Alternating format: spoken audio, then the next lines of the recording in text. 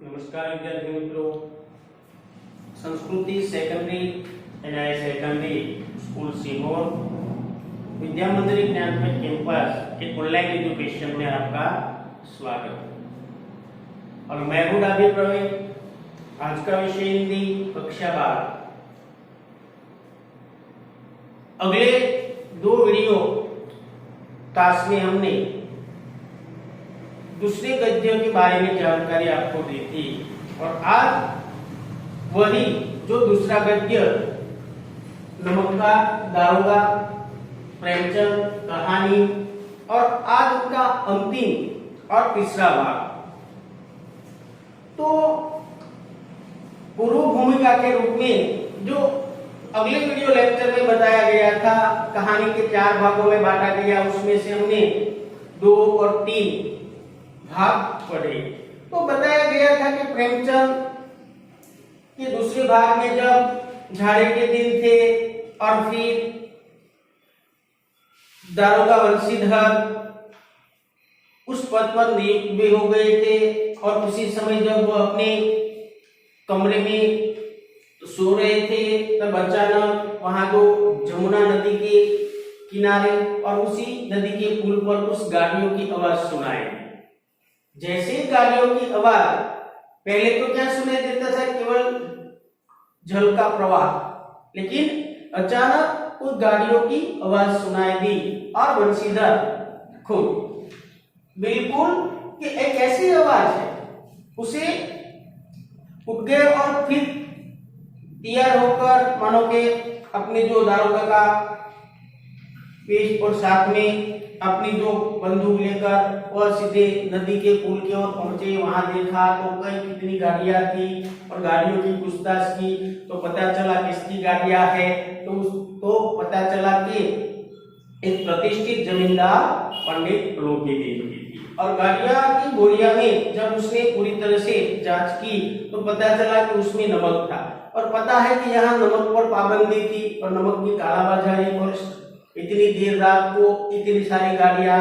और फिर कहानी धीरे धीरे लोकीदीप वहां सजकर तैयार होकर आता है और लोकीदीप पंडित लोकीदीप कैसा व्यक्ति था तो पता है कि वो केवल पैसों को ही सब कुछ मानता था और उसे पता था कि भले ही ना हमारी गाड़ियां कोई बात नहीं, हमारे पास इतने पैसे हैं तो उनका रास्ता निकल जाएगा।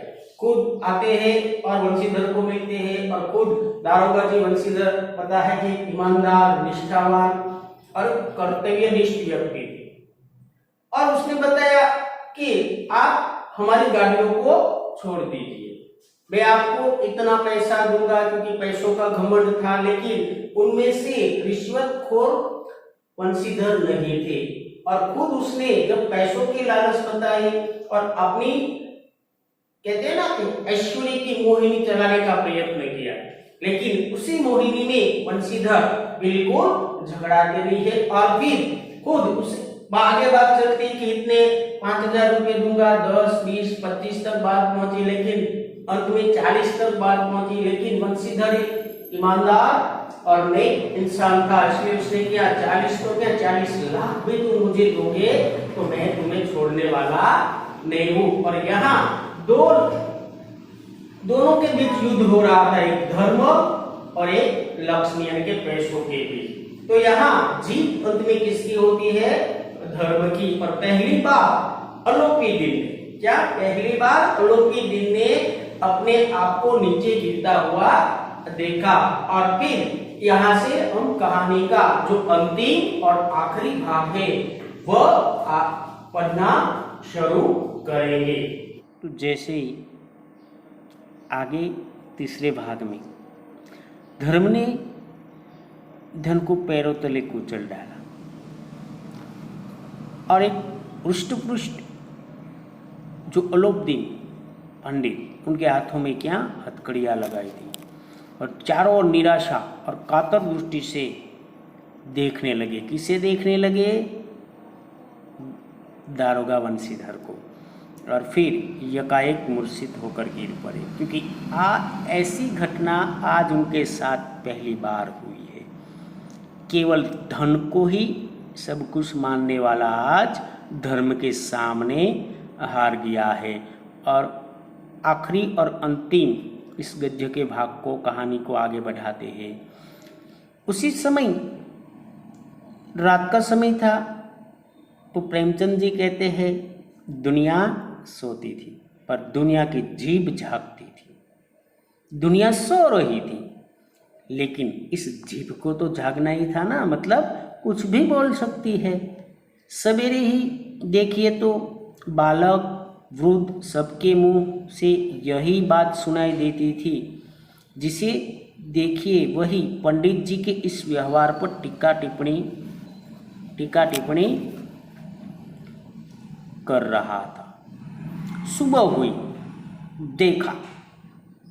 कहा जाता है ना, सही बात को फैलाने में कम समय ज़्यादा समय लगता है। जो सही कार्य किया वो लोगों के बीच फैलता नहीं है, लेकिन जब भी कोई बुरा कार्य करते हैं तो तुरंत हर एक लोगों के पास वह हमारे कार्य की बातें पहुंच जाती है। ऐसा ही हुआ।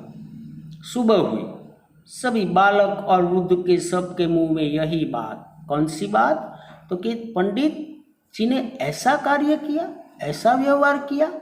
उनकी टीका टिप्पणी यानी कि बुराई करने लगे। निंदा की बसोरे हो रही थी, उनकी निंदा हो रही थी, मानो संसार से अब पापी का पाप कट गया हो। इतनी निंदा हो रही थी कि मानो के संसार से क्या, तो कि पाप कट गया हो। पानी को दूध के नाम से बेचने वाला ग्वाला, कल्पित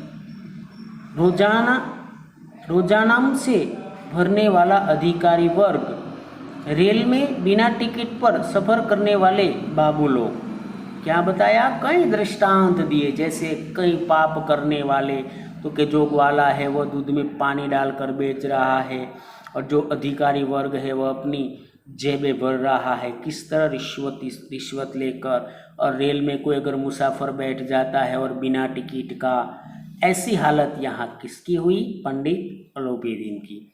जाली दस्तावेज बनाने वाले सेठ और साहूकार, यह सब देवताओं की भांति गर्दनें चला रहे थे। और जाली यानी कि झूठे दस्तावेज बनाने वाले सेठ और साहूकार, ऐसे दृष्टांत दिए हैं पापियों के। कैसे दृष्टांत? दूध बेचने वाला ग्वाला, कैसा दूध? पानी डालकर। और अधिकारी कैसे? तो अपनी जेब भरने वाली। और मुसाफिर कैसा? तो कि बिना टिकट में ट्रेन की मुसाफरी करने वाला। और सेठ और साहूकार तो कि अपने आप को देवताओं की तरह मानने वाले। और फिर क्या करते हैं? जाली दस्तावेज बनाने वाले, यानी कि सबके पाप कट गए, ऐसा यहाँ लेखक कहते हैं। और फिर आगे कहते हैं, जब दूसरे दिन पंडित अलोपीदीन अभियुक्त होकर कांस्टेबल के साथ हाथों में हथकड़ियाँ, हृदय में ग्लानि और क्षोभ भरे लज्जा से गर्दन झुकाए अदालत की तरफ चले, तो सारे शहर में हलचल मच गई। दूसरे दिन क्या हुआ? तो कि पंडित अलोपीदीन अभियुक्त साथ, किसके? तो कि कांस्टेबल के साथ। और किस तरह? तो कि उनके हाथों में हथकड़ियाँ थी, और हथकड़ियाँ और इतना गुना, और लोगों के सामने जो उनकी प्रतिष्ठा इज्जत थी वह धूल में मिल गई। इसलिए उसके हृदय में क्या था? ग्लानि, दुख और क्षोभ और लज्जा यानी कि शर्म से अपनी गर्दन झुकाए अदालत की तरफ चले जा रहे थे। और पूरे शहर में हलचल मच गई कि क्या हो रहा है कि इतने प्रतिष्ठित जमींदार अलोपीदीन के हाथ में हथकड़ियाँ, और अपनी लज्जा से उनका सिर झुका हुआ है। कदाचित आंखें इतनी व्यग्र न होगी। भीड़ के मारे छत और दीवार में कोई भेद न रहा। इतनी भीड़ थी कि दीवार कहाँ है, छत कहाँ है, इसका कोई भेद नहीं दिखाई दे रहा था। और पंडित अलोपीदीन को देखने के लिए इतनी भीड़ लगी हुई थी। और फिर किंतु अदालत में पहुंचने की देर थी। अदालत में पहुंचने में भी देरी थी। पंडित अलोपीदीन इस अगाध वन के सिंह थे। अगाध, कभी न छूटने वाला ऐसा वन, और उसी वन का सिंह कौन था? तो कि पंडित अलोपीदीन। और फिर अधिकारी वर्ग उनके भक्त, अमले उनके सेवक, वकील मुख्तार उनके आज्ञापालक और अर्दली चपरासी तथा चौकीदार तो उनके बिना मोल के गुलाम थे। तो इतना बड़ा अगाध वन का सिंह आज हथकड़ियों में और कहाँ अदालत में आ रहा है। और यहाँ बताया कि अधिकारी वर्ग तो उनके भक्त थे और अमलदार थे, उनके सेवक थे, वकील और मुख्तार जो लिखने वाला, वकील और मुख्तार यानी कि लिखने वाला उनका आज्ञापालक, उनकी आज्ञा के बिना कुछ कार्य नहीं करते थे। अर्दली यानी कि चपरासी यानी कि उनके अर्दली यानी कि अधिकारी के जो नौकर होते हैं, प्यून उसे कहते हैं, और चपरासी चौकीदार तो उनके बिना उनके मोल के गुलाम थे। उन्हें देखते ही लोग चारों तरफ से दौड़े। जैसे अलोपदीन को देखा चारों तरफ से दौड़े। सभी लोग विस्मित हो रहे थे, आश्चर्यचकित हो रहे थे। इसलिए नहीं कि अलोपदीन ने क्यों यह कर्म किया, बल्कि इसलिए कि वो कानून के पंजे में कैसे आए। विस्मित होकर सभी लोग किसे देखने आए थे? पंडित अलोपदीन को। किस लिए? क्योंकि उसने गलत कार्य किया था, गलत कर्म किया था, इसीलिए नहीं, क्योंकि इतना चतुर व्यक्ति, इतना प्रतिष्ठित व्यक्ति किस तरह कानून के सकंजे में पंजे में आ जाए। और ऐसा मनुष्य जिसके पास असाध्य साधना करने वाला धन और अनन्य वाचालता हो, क्यों वह कानून के पंजे में आवे? इसलिए ऐसा मनुष्य जो असाध्य साधना करने वाला धन उनके पास था और वाचालता मतलब बोलने की चतुराई, फिर भी कानून के पंजे में किस तरह आया? प्रत्येक मनुष्य उनसे सहानुभूति, प्रत्येक मनुष्य उनसे सहानुभूति प्रकट करता था और बड़ी तत्परता से इस आक्रमण को रोकने के निमित्त वकीलों की एक सेना तैयार थी। इस आक्रमण को रोकने के लिए उनके साथ जो वकीलों की सेना तैनात थी। न्याय के मैदान में धर्म और धन में युद्ध ठन गया। जो न्याय है और उसी न्याय का मैदान, और इसी मैदान में कौन सा युद्ध? तो एक धर्म जो वंशीधर के पास है और धन अलोपीदीन के पास, दोनों का युद्ध, धर्म और धन का युद्ध। वंशीधर चुपचाप खड़े थे, उनके पास सत्य के सिवा न कोई बल था, न स्पष्ट भाषण के अतिरिक्त कोई शस्त्र। गवाह थे किंतु लोभ से डाव डोल। वंशीधर तो चुपचाप खड़े थे क्योंकि उनका हथियार क्या था? सत्य। उनका बल ही सत्य था और उनके भाषण, स्पष्ट भाषण के अतिरिक्त उनके पास कोई शस्त्र नहीं था। केवल उनके पास सत्य का बल था, सत्य ही हथियार था और सत्य ही उनका शस्त्र था। गवाह थे किंतु वह गवाह कैसे थे? तो कि लोभ से डावडोल, लोभ से डूबे हुए और गवाही नाभि दे और बदलती ऐसे थे। यहाँ तक कि मुंशी जी की न्याय भी अपनी ओर से कुछ खिंचा हुआ दिखा पड़ता था। वह न्याय का दरबार था, परंतु उसके कर्मचारियों पर पक्षपात का नशा छाया हुआ था। जो न्याय है वहाँ पक्षपात नहीं होता, लेकिन यहाँ उनके जो न्याय के कर्मचारी थे उसमें भी पक्षपात था।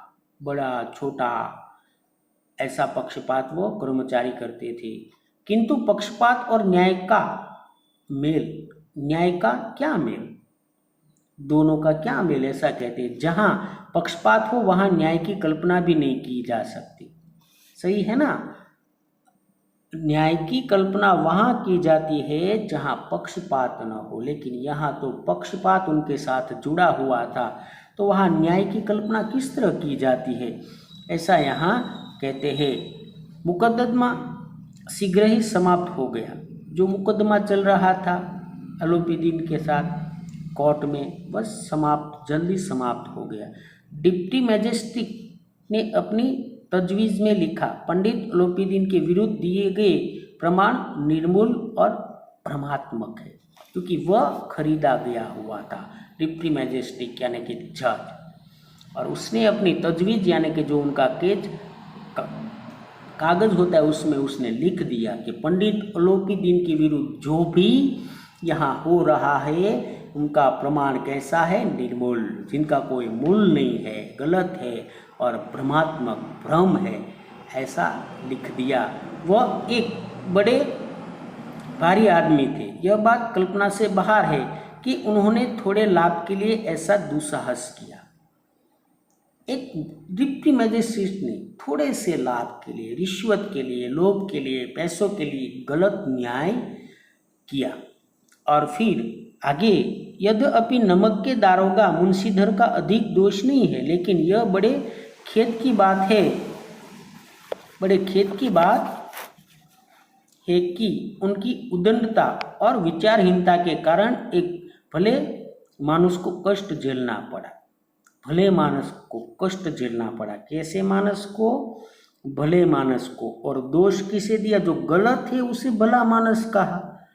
और आरोपी किसे बताया गया? नमक का दरोगा मुंशीधर, उसे दोषी ठहरा गया और उसे उदंड कहा गया। उदंड है, ना समझ है। और वह विचारहीनता के कारण, उनके विचार कैसे है? हीन, बिल्कुल उनके विचार निम्न कक्षा के, उसके कारण यहाँ भले मानुष को कष्ट झेलना पड़ा, ऐसा आरोप खुद सत्यनिष्ठ, ईमानदार और कर्तव्यनिष्ठ व्यक्ति बंशीधर पर लगा। हम प्रसन्न हैं कि वह अपने काम में सजग और सचेत रहता है। क्या कहते हैं वकील? जज कहते हैं कि हम प्रसन्न हैं, उनका वो कार्य ठीक तरीके से कर रहे हैं, सजाग तरीके से कर रहे हैं, सचेत रहते हैं। किंतु नमक के महकमे की बढ़ी हुई नमक हलाली ने उसे विवेक और बुद्धि को भ्रष्ट कर दिया है। उसकी बुद्धि को कैसा भ्रष्ट कर दिया है? उनके विवेक को नष्ट कर दिया है। ऐसा आरोप यहाँ सत्यनिष्ठ व्यक्ति पर लगता है। भविष्य में उसे होशियार रहना चाहिए। उन पर दबाव डाला कि ऐसी गलती तुम भविष्य में दोबारा कभी मत करना। और फिर वकील ने यह फैसला सुना और उछल पड़े। वकील ने यह फैसला सुना क्योंकि यहाँ धर्म की हार होती है और धन की जीत होती है। और यहाँ फैसला वकीलों ने सुना तो उछल पड़े। पंडित अलोपीदीन मुस्कुराते हुए बाहर निकले। स्वजन बांधवों ने रुपयों की लूट की। खुश होकर, कौन? मुस्कुराते हुए। गलत कार्य किया फिर भी वह जीत गया अपने धन के बल से। और उनके स्वजन थे, उनके बांधव थे, उसने रुपये लुटाए। उदारता का सागर उमड़ पड़ा। मानो कि इतने उदार व्यक्ति को किस तरह कानून के शिकंजे में लिया। उनकी जीत हुई और फिर उसकी लहर ने अदालत की नींव तक हिला दी। और फिर जब वंशीधर बाहर निकले तो चारों ओर से उनके ऊपर व्यंग बाणों की वर्षा होने लगी। जब वंशीधर बाहर निकले तो जो अलोपीदीन के जो स्वजन बांधव उनके भक्त थे, उन सब ने किस पर? जो सत्यनिष्ठ था उन पर व्यंग कटाक्ष के बाणों की वर्षा की। और सप्रासियों ने झुक झुक कर सलाम किया। और फिर किंतु इस समय एक कटु वाक्य, एक संकेत उनकी गर्व अग्नि को प्रज्वलित कर रहा था। जो एक कटाक्ष उनका गर्व था, गर्व रूपी अग्नि उसे मानो के जला रहा हो, ऐसी हालत यहाँ वंशीधर की हुई थी। कदाचित इस मुकदमे में सफल होकर वह इस तरह पकड़ते हुए न चलते। आज उन्हें संसार का यह खेदजनक विचित्र अनुभव हुआ। मानो कि वह मुकदमा जीत भी जाते थे तो इस तरह बाहर निकल चौड़े होकर नहीं निकलते। आज जो उसने इस संसार ने उसे बताया है, ऐसा अनुभव आज उनके साथ हुआ। न्याय और विद्वता, लंबी चौड़ी उपाधियाँ, बड़ी बड़ी दाढ़ियाँ और ढीले चोगे एक भी सच्चे आदर के पात्र नहीं है। और फिर यहाँ वो अफसोस करते हैं और आगे कहते हैं कि वंशीधर ने धन से वैर मोल लिया था, उसका मूल्य चुकाना अनिवार्य था। इसलिए कि जब भी अलोपीदीन की गाड़ियाँ जब मुंशीधर ने पकड़ी तब उसे रिश्वत देने का प्रयत्न किया और वह सत्यनिष्ठ होने के वजह से उसने उस धन का स्वीकार नहीं किया, इसलिए उसे उसका मूल्य चुकाना अनिवार्य था। ऐसा यहाँ प्रेमचंद कहते हैं। कठिनता से एक सप्ताह बीता होगा कि मुअत्तली का परवाना आ पहुंचा। बड़ी कठिनता से जब केस समाप्त हुआ, अलौकिद्दीन जीत गया, मुंशी जी हार गए और उसे मुअत्तली का परवाना और फिर कर्तव्य परायणता का दंड मिला। जो उसने अपनी कर्तव्यता से जो कार्य किया उसका दंड तो उसे मिलना आवश्यक था और वही दंड उसे मिला। और इसी वजह से बेचारे भग्न हृदय शोक खेद से व्यथित घर को चले। भग्न हृदय मतलब उनका हृदय टूट गया और शोक और खेद दुख के साथ व्यथित यानी कि पीड़ा को लेकर अपने घर चले। बूढ़े मुंशी जी तो पहले ही से कुड़बुड़ा रहे थे, पहले से ही, क्योंकि उसके पिताजी जो बूढ़े मुंशी जी मतलब उनके पिताजी तो पहले से चाहते थे कि तुम ऊपरी आमदनी मिले ऐसी कोई नौकरी ढूंढना, लेकिन यहाँ इस दारोगा वंशीधर को यह उसके जीवन की राह में यह नहीं था, सत्य की राह पर चलना था। तो यह बात जब बुद्ध मुंशी जी ने सुनी तो उसे बात ऐसी कड़वी मीठी बातें सुनाने लगे थे कि चलते चलते इस लड़के को समझाया था, लेकिन इसने न सुने। मैंने समझाया था कि दुनिया कैसी है, इस दुनिया के साथ तुझे किस तरह चलना है, लेकिन वह अपनी कर्तव्य परायणता और निष्ठा से आगे बढ़ता गया और मेरी एक ही बात न सुनी। इसका फल आज तुझे भुगतना पड़ेगा। बस मनमानी करता है, खुद मन की मानी करना, खुद मन की बातें जो मन में आए वही कार्य करता था, ऐसा यहाँ डांट रहे। हम तो तलवार कसाई के ताकदे सहे, बुढ़ापे में भगत बनकर बैठे और वहाँ बस वही सुखी तनख्वाह। हमने भी तो नौकरी की और कोई ओहदेदार नहीं थे, लेकिन काम किया, दिल खोल कर किया और आप ईमानदार बनने चले। हमने भी नौकरी की थी, ऐसी उसके बेटे को डांट रहे, और हमने भी काम किया था और तुम तो क्या ईमानदार बनने चले। घर में चाहे अंधेरा, मस्जिद में अवश्य दिया जला देंगे। ऐसा यहाँ प्रेमचंद कहते हैं कि अगर घर में ही अगर खाने के लिए तेल नहीं है फिर भी हम कहाँ दिया जलाते हैं, मस्जिद में। ऐसा कार्य, ऐसा दृष्टांत यहाँ देते हैं। खेद है ऐसी समझ पर, दुख है मुझे तेरी ऐसी समझ पर।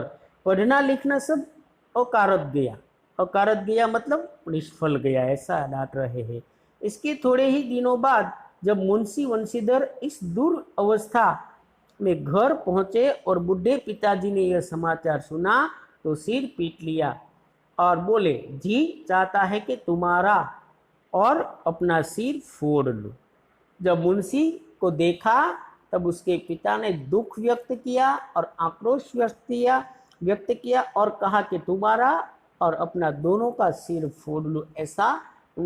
और फिर बहुत देर तक पछताता कर हाथ मलते रहे। क्रोध में कुछ कठोर बातें भी कही और यदि वंशीधर वहां से टल न जाते तो अवश्य यह क्रोध विकट रूप धारण करता। जैसे हम कहते हैं ना कि जब भी कोई गुस्सा आए और गुस्सा आने का कारण अगर हमारे सामने है और वह अगर हमारे सामने ही रहता है तो गुस्सा और बढ़ता है। तो यहाँ अपनी बुद्धि से दारोगा वंशीधर उसके पिता के सामने से हट गए और इसलिए यहाँ जो कहते हैं कि क्रोध विकट रूप धारण करता, अगर वह वहाँ होते तो, लेकिन वहाँ से वह हट गए। वृद्ध माता को भी दुख हुआ, उसकी जो माता थी उसे भी दुख हुआ। जगन्नाथ और रामेश्वर यात्रा की कामनाएं मिट्टी में मिल गई। उसकी भी कामना थी कि बेटा बड़ी तनख्वाह लाएगा, पैसा लाएगा तो हमें जगन्नाथ और रामेश्वर की यात्रा कराएगा। उनकी वो कामना इच्छा थी, वो भी आज मिट्टी में मिल गई। पत्नी ने तो कई दिन तक सीधे मुंह से बात भी नहीं की। उसकी पत्नी, उसने कई दिनों तक उनके साथ सीधे मुंह से यानी कि सही तरीके से बात नहीं की। तो यहाँ इसे सत्यनिष्ठता का फल मिला और यहाँ इसी गद्य को हम यहाँ रोक देते हैं और अगले वीडियो लेक्चर में बाकी का जो आधा गद्य है उसे पूर्ण करने का प्रयत्न करेंगे। नमस्कार।